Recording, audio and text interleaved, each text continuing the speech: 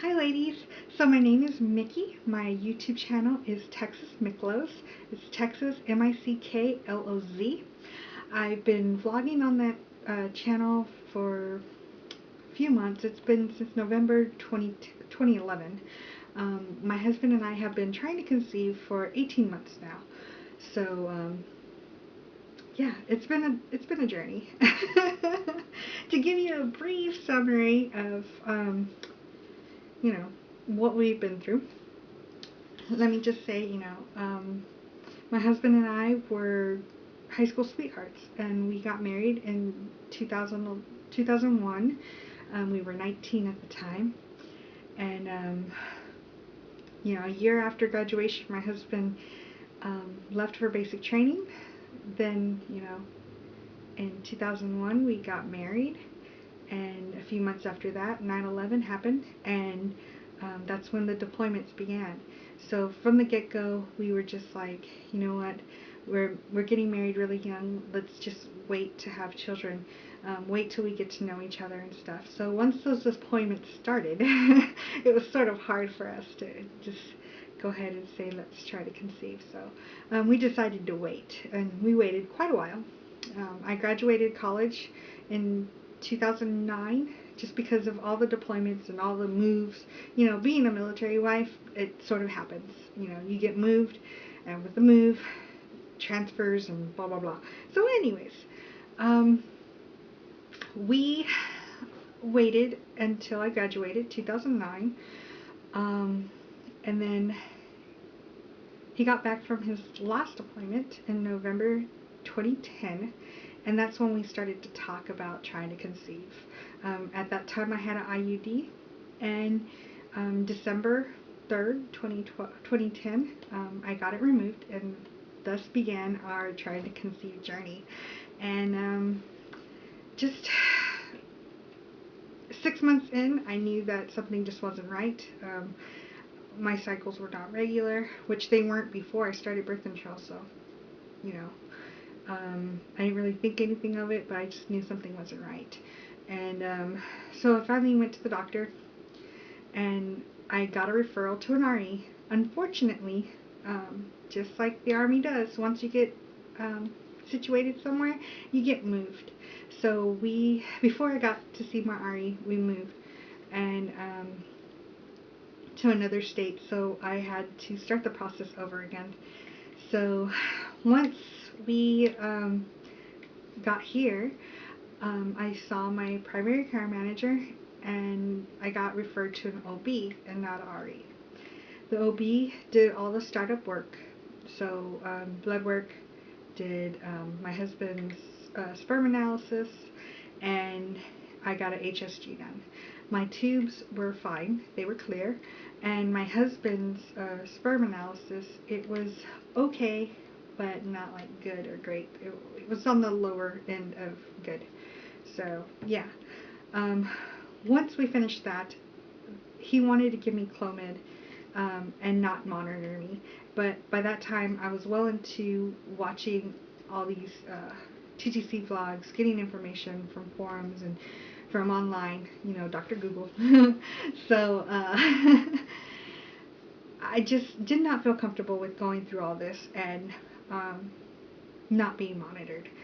Um, so I took advice from several people, and especially after watching some videos by Carla the Bubblelush, I decided I would be my own advocate.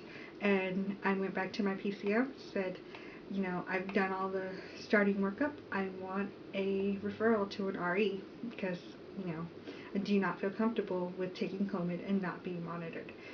So thankfully I did that. I'm so glad that I did that, because I started seeing my RE in January, and my first appointment, he looked at all the paperwork. He's like, you have all the work done for me.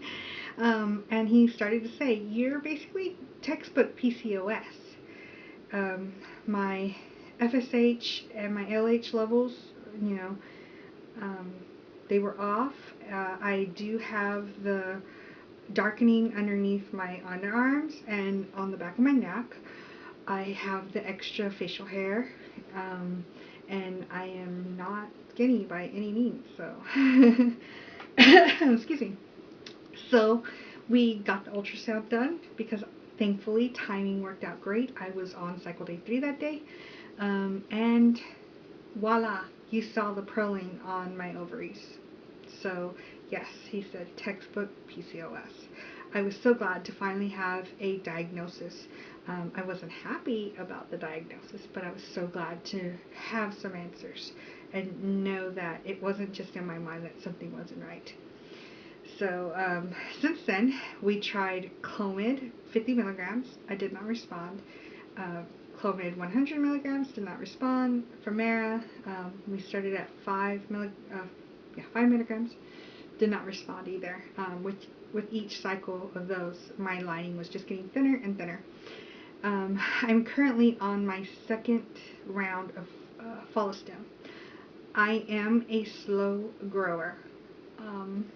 My first cycle, I started on 75 IUs, and I ended up, it was like 125 or 150 IUs.